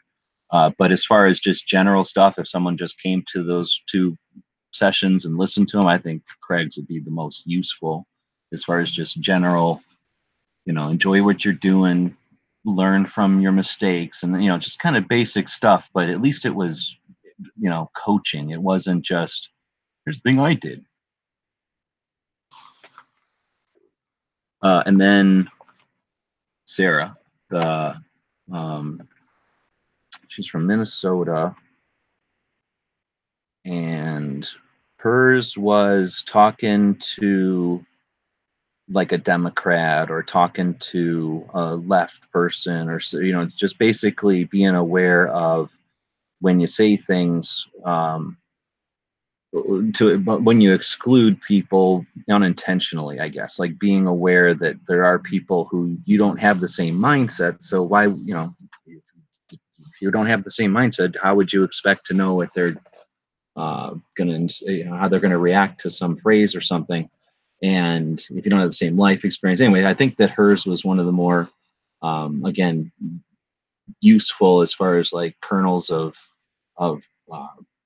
or elements, I guess, to incorporate into your projects, because it was, I can't remember all the details anymore, but it was enough that I wrote it down on the paper that I liked hers. The one, and this was all part of they put all of black people together in the outside the choir piece. So really that whole section was good. And the next one was good too, because that was the one that Alan was mean to, that girl. And I don't remember her name, Erin, I think. But she started out kind of not wanting to talk in front of an audience, just, public speaking type of a thing. And everybody calmed her down, which was nice. You guys didn't get to see that, but she was a little intimidated, I guess, just public speaking or whatever. But then as soon as she got into it, man, she was into it. And I really liked hers too, but I liked Sarah's a little bit more. But yeah, listen to the afternoon one. I think there was more teeth in the afternoon one.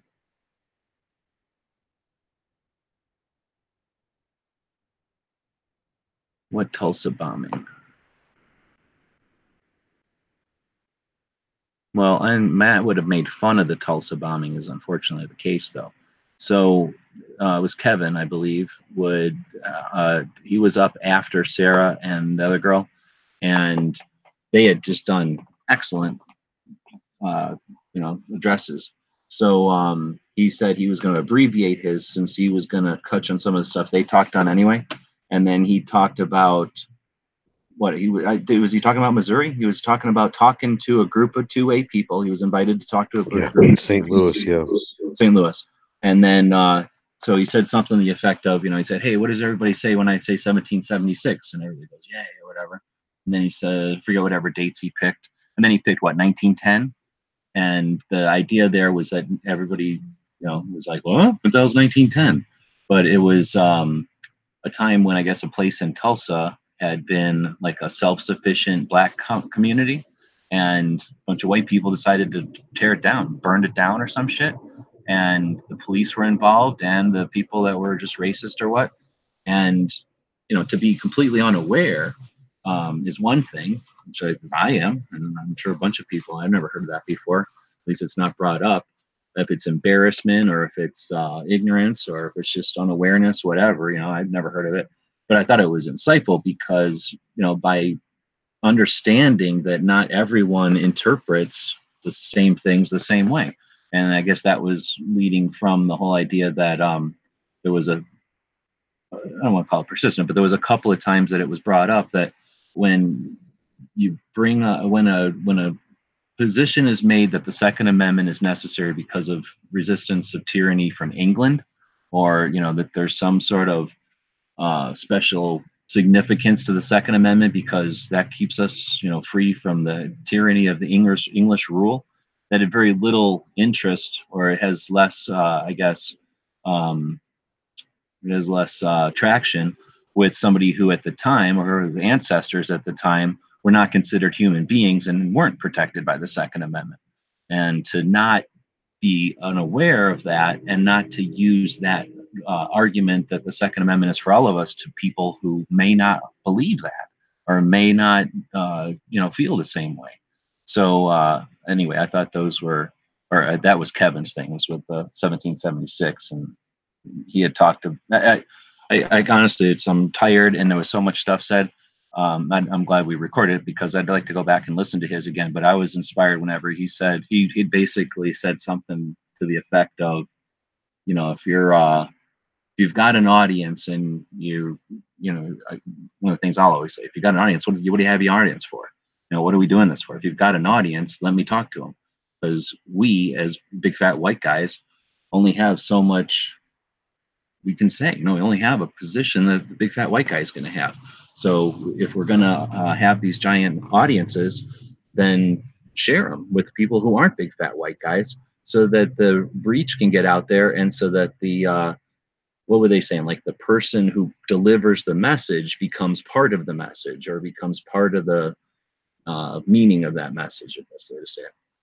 Anyway, I thought that was great. So, I hadn't, I don't think I've ever even heard of Kevin before. I definitely knew Argo from a million years ago, but how long has Kevin been around? Kevin's been around several years. He has no other choice training. He's a trainer out of, he does a lot of training out of St. Louis. He, he's been around for, I don't know, a few years. That's what it was when he was like, when someone's going to come to me, and an anti person is going to come to him and say, oh, but, and he's going to say, but what?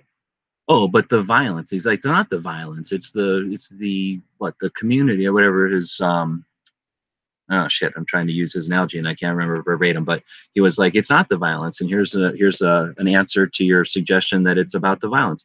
Oh, well, it's about the guns. No, here's a, answer to your suggestion. I'm a police officer or whatever. Like if it's safety, he's like, oh no, it's the crime. And he's like, oh, okay, as an officer, I'm aware of this and it's not that. So, and he was like, the people who would like to suggest that guns are bad are going to say guns are bad because X, Y, Z. And he can get up there and say, no, they're not. And they have much tougher time to disregard him as they would to disregard us, because what the hell? I've never spent any time in a ghetto in a downtown Chicago. So how the hell could I have any experience? But they're not going to tell a black dude that he's not allowed to, understand what it would be like. So I'm doing a sloppy job of relaying what his point was. But like I say, it impressed me 100%. I thought that was freaking dead on. I never heard anybody lay it down like that. And he's is eloquent, the word. I mean, he's precise, and he speaks with an authority that a law enforcement, someone who's an educated law officer would. How they speak with intent and they use deliberate words, and it doesn't sound pretentious. It's just it's accurate and very difficult to suggest that, oh, well, I'm going to disregard him because of this. I'm going to disregard him because of this, because he literally is able to express his thoughts, and they're valid thoughts and our positions. And he's got the authority and the willingness to just stand there and be that resistance. And I love it. He was definitely Yeah, awesome. and I like the part that he was talking about that he has a different perspective because people that are anti-gun are scared to say certain things to him because he's black. And he's like, I'll flip that on him. If you want to come at me because you don't want to mention the black card because I'm a black man who's a pro gun, he goes, that's fine. I'll flip it on you. And he says, I'll use that as a weapon. And they don't like talking to him about guns because he's a black guy, because they're afraid they're going to say something wrong, and he'll flip it on them. He's not afraid to play the race card, but he plays it in a different way. He's like, you're not going to bring it up. I'll bring it up. And he's like, he's not saying it because I'm a black man. He's saying because if you're scared to talk guns with me, it doesn't matter what color I am. But if you're not going to talk guns with me because I am black, then I'll start the conversation and I'll flip the script on you. And I thought that was really impressive. I love it. Yeah. Yeah. I'm hoping that I know I'll be digging into a lot more of what Kevin's doing, but I'm hoping he'll be doing more stuff with whatever we got going. He does quite a bit with Coleon too. Right on. I did not see Coleon Noir here, but he's NRA, and NRA usually doesn't show up. All right. So hopefully this was constructive criticism. If nothing else, it was just stress relieving for us who were pent up and biting our lips all day listening to that. Well, there'll be more screening at the screen tomorrow, I'm sure. Well, no, I don't think so, because this was kind of a workshop that failed, I think. But, well, or at least it fell short. And oh, no, wait, hold on. No, did we already do all these? Offer time? No, wait. Oh, no. You guys, we just did our favorite speaker. Oh, okay. Yeah, we didn't do this one. We have one more. So hopefully everybody's still awake. We already talked about what we liked at AdCom 2018. We talked about what we did not like about 2018. We talked about what we would like to see discussed at 19. And then we talked about who's our favorite speaker this year. And now we're going backwards to what could we do better next year? So the first question was, what would we like to see discussed? So specifically, what should they discuss next year? Now we're asking, what could we do better next year? So it's a little tougher for you guys to answer because you weren't there, I guess. And I'm sure some of these have to do with, some of mine have to do with, being there. But from your perspective, Dead Horse, what could they do better next year? Promote it. I didn't hear about it until you posted it. So it obviously was kind of under the radar. Like, I didn't hear about it anywhere on gun channels, nowhere on Instagram, nowhere on other social media. Like I didn't even know it existed at all. I didn't even know it was a thing. Right on. Yeah, I don't know if they're trying to keep it a secret or something, like if they think the antis are going to learn from us and get us or something. But yeah, I don't know what they're thinking. No, it was listed on a blog. You didn't read those two comments. Oh, it's listed on the blog somewhere? Yeah. One of those two comments he said. Now I get it. Ghost.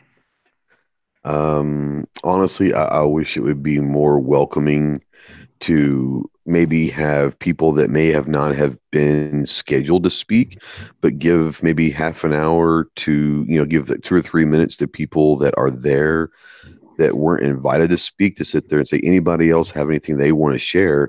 That kind of opens the door up to a whole lot of new discussion. I mean, what if they would have done that and you could have gone in there and knocked the room out? So, I mean, that would have been fun to see as kind of an open forum where anyone can step up and have a minute or two.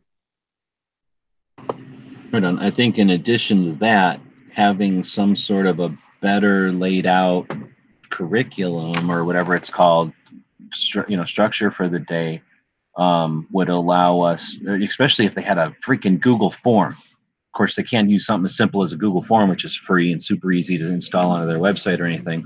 But then, Google form. How did you like session 1? How did you like session 2? Would you like to say anything to the person who was in section 1? And we could literally be, because we're all on our phones, we could literally be there providing feedback right then. There could literally be someone who says, we got 5 questions from the audience, 4 of them are this, right? Like, you got 5 questions from the audience, you got 10 minutes. Yeah, there's so many ways they could have incorporated just a tiny, tiny, tiny bit of tech, just a tip of tech, and it would have been a good point. And you guys can throw in as many as you want. But Gary?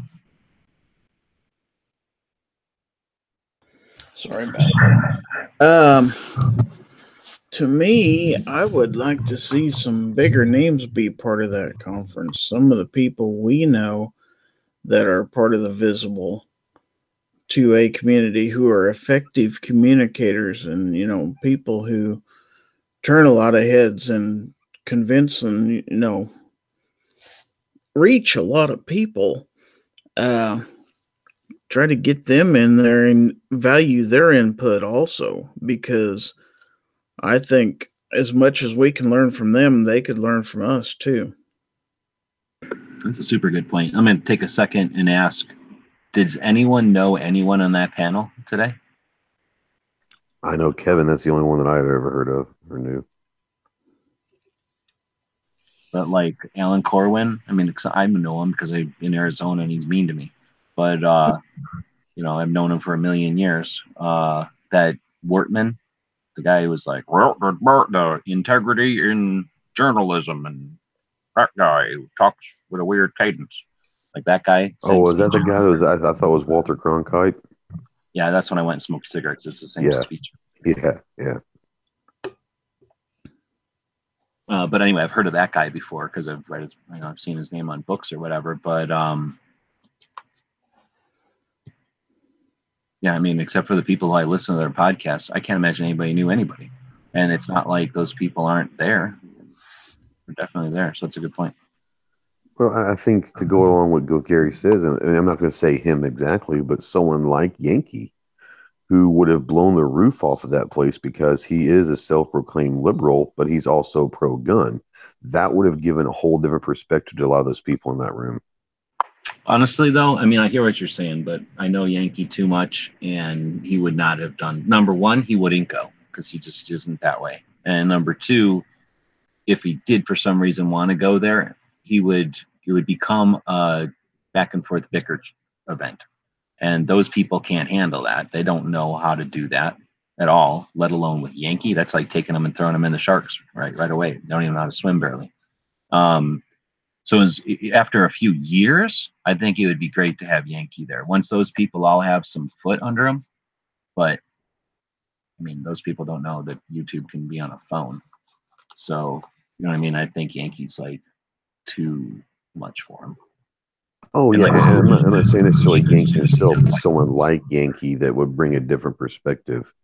Like I said, someone who may be considered a liberal, but is pro-gun. It brings a whole different mentality of, we don't have to agree on any social, but we can agree on the Second Amendment, Yeah.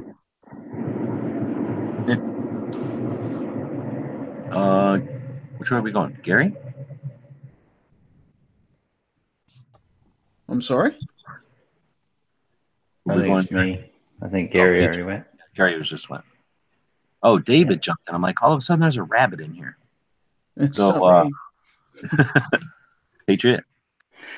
Yeah, I'd like to see him do maybe have a couple guys that could actually live stream and actually get questions from us out here. Oh shit.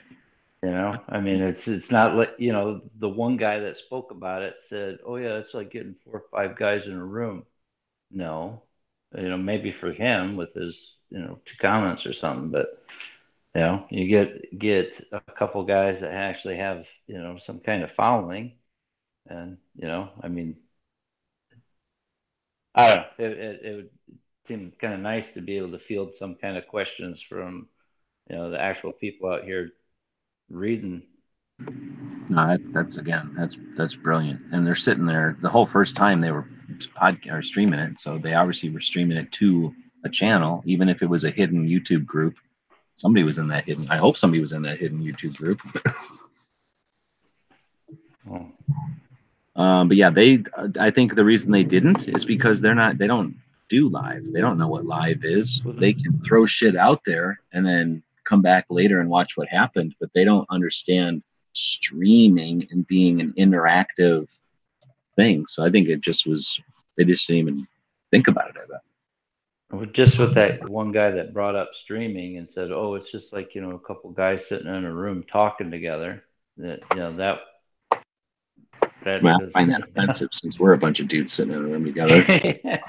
Well, it's just but he just left it at that. Not that anybody sees it real time and later in replay. There is some kind of more than just four opinions bouncing around, especially if you're looking at the chat. Yeah, that brings up a great point, and that's something that I'm going to try to jump in here because Maggie said he didn't even listen anyway, but he could still give us some idea what he'd like to see next year maybe. But that's a couple of good points, and one is that I just started talking and messed myself up. So I'm trying to figure out how to talk about this one. So they spend a lot of time talking about the nuts and bolts, but then you don't talk about theory, right? So I don't know. I'm trying to maybe think of an analogy. If this was driving instead of Second Amendment content creation, it would be like we spent this time talking about the how the motor works and how gas is burnt and expands, and that creates piston movement, and that gets translated to rotation of an axis, and they get into all this technical detail, and we talk about whether or not you should use this kind of shock or that kind of rubber wheel, and how this guy thinks a 3-wheel vehicle could be just as good as a 4-wheel, but nobody ever got in a fucking car and drove anywhere, and that's what the whole thing's about, right? And now we're worrying about how to Uber, some organization that needs help, and we're over there caught in the nuance of the gear structure or the what kind of leather seats we got or not. It's like we're focusing on some minutia here, which frustrates me to no end. I'm going to take a tangent. Again, it's all a bunch of old fat white guys in there, and then a couple of other people.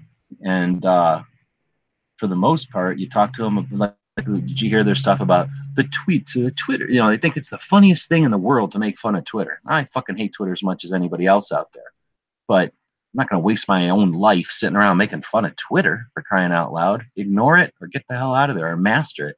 But that's the part that bugs me when these old people, you guys have heard me bitch at you people about this. When people just sit around going, I can't do that, or it's too, I don't make it for whatever reason. Like, are you fucking working or not? Like, if you're here to do a job, learn how to use these platforms that were made for 14-year-old girls. They take no effort at all. Some of them I intentionally don't like, so I don't put my effort in, I don't put any attention in or any effort in them. That's because I made a decision, and I am efforting on 16 other platforms, so I draw the line somewhere. But these people drew the line at 0, and they refuse to even move.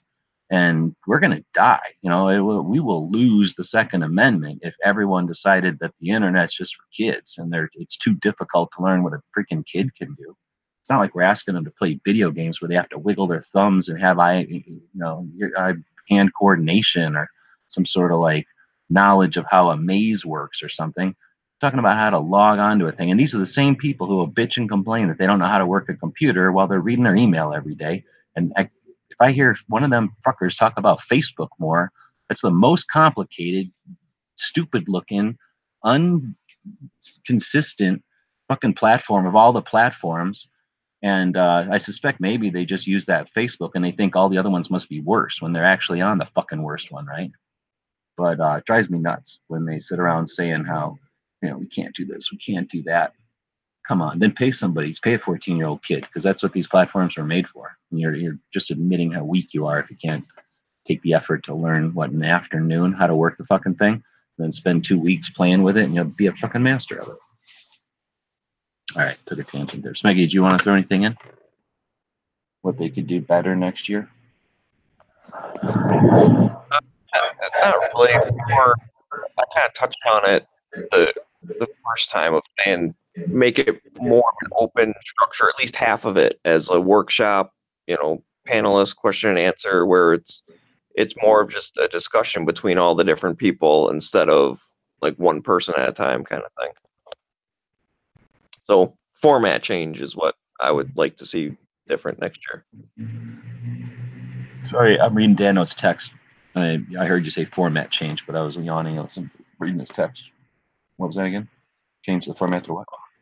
Oh, have it more of like an open discussion, whether that's more time for question or doing the panelist thing where it's, it's more like what we're doing right here, but physically in the room together, right? Like where you can kind of interrupt each other, ask questions back and forth, blah, blah, blah.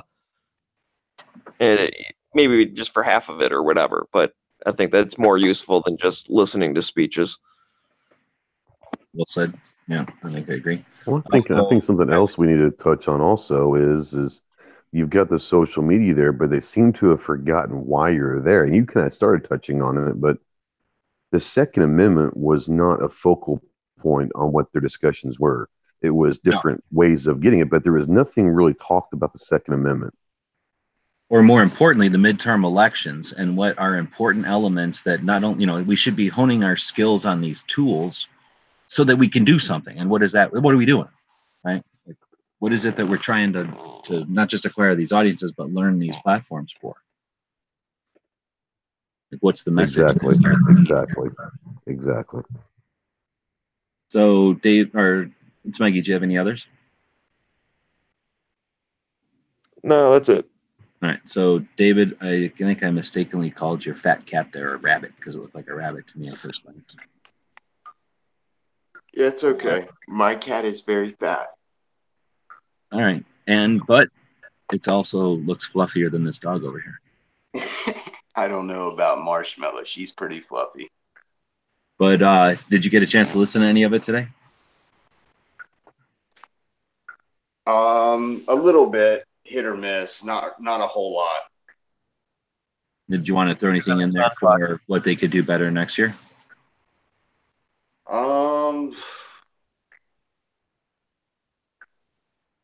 We pretty much covered everything that I had to say on that, G. I really don't have too much more to add to that. Right on. Well, I've got my list here.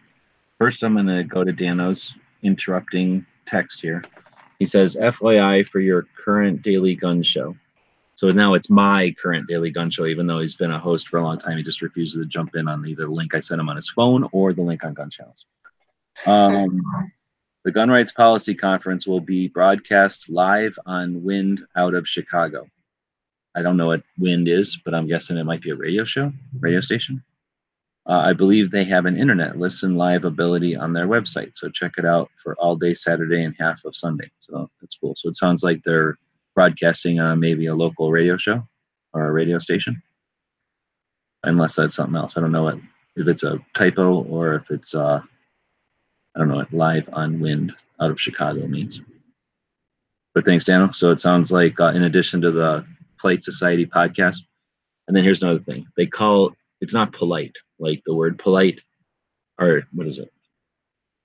It's not society. It's society with two E's. So whenever you go look for Polite Society, look for the one that's spelled wrong, because I guess they decided, even though somebody else has one that's spelled right, let's make ours the same name, same word in the English language, but let's spell it weird with like two E's instead of a Y, because that's how you brand.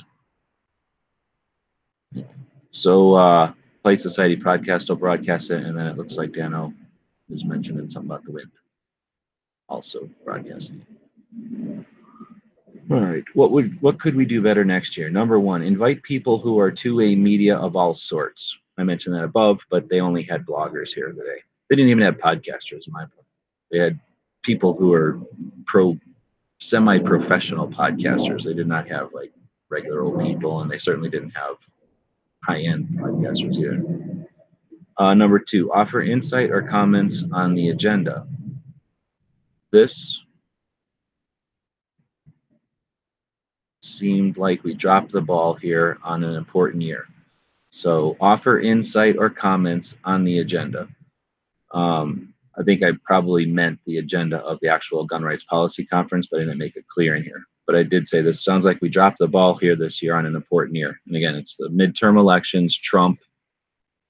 Are we going to have a backlash and get Democrats everywhere? And are we setting ourselves up for that potentiality? Or are we getting rid of 4473s? Are we, challenging the NFA? Are we removing suppressors as a first step? Are we creating reciprocity, even though I think that's bullshit? Are we pushing for sanctuary cities as much as possible? Like, what is our goal for the year? And then number 3, offer time with 2A activists, authors, and researchers. So John Lott's going to be here. Freaking, which one of the Pratts? Who's the youngest Pratt? Eric Pratt walked into the room for a little while. The Knox brothers are usually there.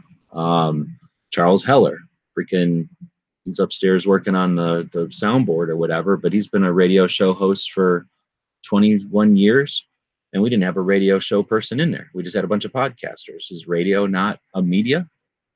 Still valid. They're still radio.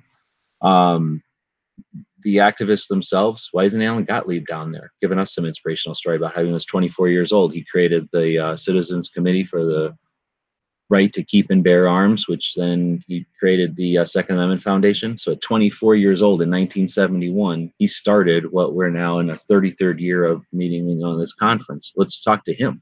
Let's get some inspiration from those guys.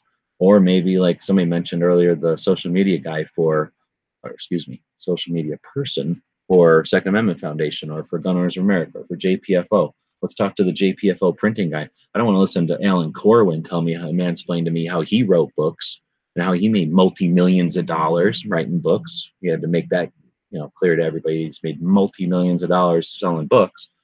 How about JPFO gets in there? Jews for Preservation of Firearms Ownership. Anybody see how prolific they are on publishing? Let's get a Second Amendment Foundation in there. They are their own publishers. Number 4, why does this happen only once a year? And I'm gonna drop the fucking mic. What the fuck are we doing this once a year for? I do it every fucking second of the month. You do it every second of the fucking month. We've been doing that for 5 fucking years. So I was gonna ask Smeggy. I forgot to do it while we were in there because we started eating. But I don't know, Smeggy. You've been here. You guys have heard it. I hesitate to drop Every Second Matters on these people. I don't think they could deal with it. I think Every Second Matters is the better use of Every Second Matters is, like, they don't need to know about it. Like, just let them do their thing. Like I mentioned before, my experience with AZCDL and Florida Carry and some of these other groups, the win isn't to try to make them better. Like, oh, here's a better way to do it. Do it this way. Oh, it didn't work. Here's a new better way. Do it this way. That doesn't, they're already doing it. Every Second Matters can amplify that, but I don't know. Like, say, I kind of asked the question and then didn't let you answer it. Would Every Second Matters even work with this group? I don't know. I'm hopeful, yes. So, but I don't know.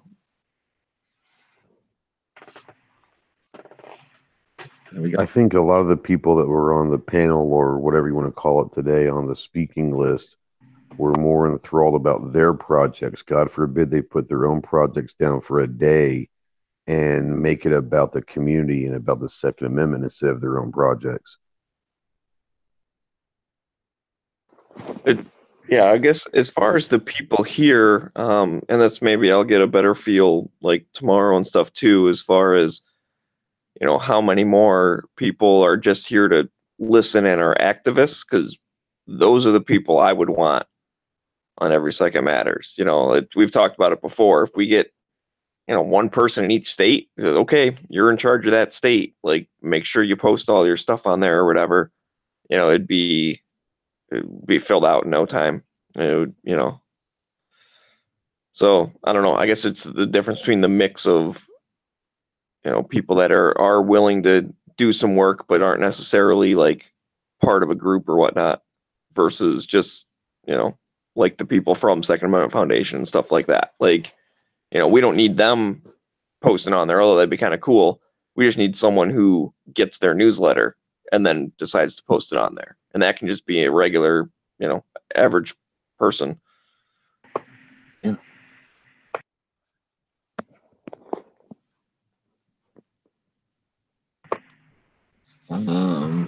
Whoever Tread says there's roll call, he'll be here tomorrow. 7:30, 8, something like that. It starts at 8:15. I think that's what we figured out. Yeah, 8:15 starts. I don't need a group to lead. My goal isn't to lead. So I was gonna hit Tread's thing there. Is it possible to get a group of people like we were talking about with the panel in a hangout? Yeah, why the hell not? So I think that's valid. I would say people in this room, Ghost is probably more potential for setting that up because he's actually doing shit. I don't do shit. I turn on my computer and we talk. Ghost puts actual production into stuff. He's got goals and he's working towards those. So I'm down for being in it, whatever. But I got a 40-something days worth of driving in front of me. Producing parts on Yeah, tour, so I don't want to wait for me to do it. But I do like the idea of that. Who brought up that concept? It was Patriot having like a blogger, a radio personality, a YouTuber, a fucking podcaster, and have a panel. And how neat would it be to maybe play with that a little bit? Have a different person on for each of those roles or something, or maybe have the same group once you get a nice repertoire or whatever it is, and then throw things out there like how do we solve this, or how do we address this, and then or just make it a Q&A thing. I don't know. I think there's a lot of angles there, a lot of meat to chew on. Yeah, I can start working on that. I'd love to do something like that.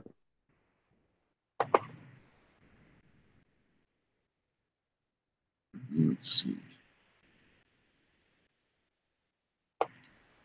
I'll tell you what, I'm yawning a bunch and we've been yapping and yapping and yapping. So all I see is project. I don't know about that, Knives. Don't be so pessimistic. We're talking shit. We're trying to do constructive criticism, but I'm not going to. There's no possible way. Let me think for a second. It's not true. There's probably a few people in not the room of the panel we were talking about. In that panel, even Alan Corwin, who I don't get along with, Alan Corwin's career has been Second Amendment advocacy. Half of the shit that has inspired me in the past, not half, a good portion of the stuff that's inspired me in the past is Alan Corwin's specific language and his attention to grammar. And I don't agree with everything he says, but I am inspired by his consistent, like, well thought out stuff to say. He's very, what is that word? I'm not doing good at explaining how good he is at talking. He's the person who brought to my mind the concept that we are shooters and they are murderers. And the press, the people with an agenda who want to see individual freedom abolished and state control over most everything, they have a vested interest in merging shooting, recreational discharge of firearms, shooting, with violence and criminal behavior. Murderers who choose politically to pick up a firearm. That whole concept is from Alan Corwin.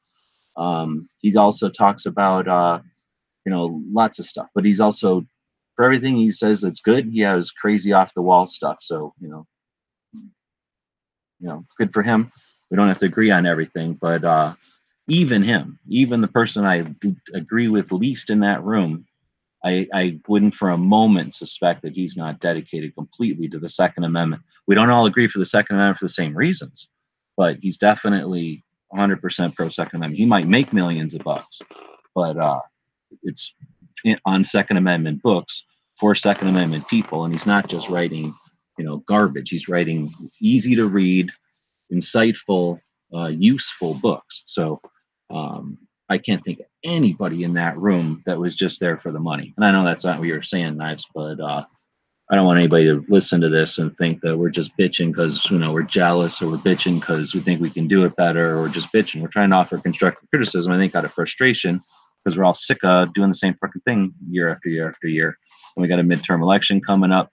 And I don't know about you guys, but I feel the tension happening because we know something is coming. There's always another bad thing that's going to happen, and it's going to be used against us. And in these times between those events, when we should be practicing and we should be honing our skills so that we can have the most effective communication when it is forced, when it's brought to us, we're not doing it. We're sitting around complacent, and we're bitching about what the hell new mag we should buy, or which $200 pistol is going to be the best for home defense, or whatever the hell, you know, nonsense we come up with. What scope is better for this or that, or it's hunting season, so we're going to talk about hunting or whatever, which is all valid and everything, but, you know, could be taking place at the same time, concurrently with conversations about how do we, you know, deal with whatever's going to be coming next, or like I said, the midterms. Again, I don't want to make it sound like we're just bitching about these people. All these people have dedicated not only their time and their resources to be here, but their, like I say, their projects, their platforms, and like untold hours and days of their lives to the Second Amendment. And if we all had the same voice, then it would be completely dead. No one would listen to us, and we would be a bunch of Borgs, you know, never winning. So it's our variety that's our strength, and hopefully this was just a way for us to de-stress, because a lot of us are in this daily, and I don't know, just saw a lot of stuff that was frustrating, I guess, right? So hopefully I put a good enough disclaimer on here that we don't have any animosity towards anybody, or mostly just frustration. I'm speaking for everybody. Well, I just want to say, on behalf of the people that got a chance to listen to it today because of you, thanks for, you know, broadcasting, because we wouldn't have had this discussion had you not done that. Right on. Well, then that means I get to thank my Patreons, because I wouldn't be fucking here if it wasn't for them. So win-win. We all working together. Next, we polish this fucker off so that next year we get rid of NFA, right? Sometime like maybe 2 weeks. We'll give it 2 weeks after the AmCon 2019, and the NFA should be gone. We get our shit together. I think that's very realistic. I am wearing the hat, so that should work. All right. I am tired. Thanks everybody for listening, and thanks to Smeggy for jumping in. I know we both were sitting here petting the dog and said, okay, let's go to bed. And then I'm like, oh shit, I should do a daily gun show. And then Smeggy jumped in, even though Dano didn't, even though he has a link both in his phone. Makes it super easy, so you could just be laying there eating ice cream with his phone on, talking to us, or on Gun Channels, where I send everybody else a link. But anyway, thanks Smeggy for jumping in. Patriot, thanks for jumping in. Gary and Ghost, all y'all for listening to the thing and being there, because otherwise it would have been pretty boring broadcasting that thing by myself. Lidors, I know you were in there, but I know you were also helping Taters. Well, basically putting Taters in your reloading cult that you're starting over here. And then David, thanks for having a cat that looks like a rabbit. Not a problem, G. Thanks for having me. You got it. So anybody got a quote? I got one. No clause in the Constitution could, by any rule of construction, be conceived to give Congress a power to disarm the people. William Raleigh.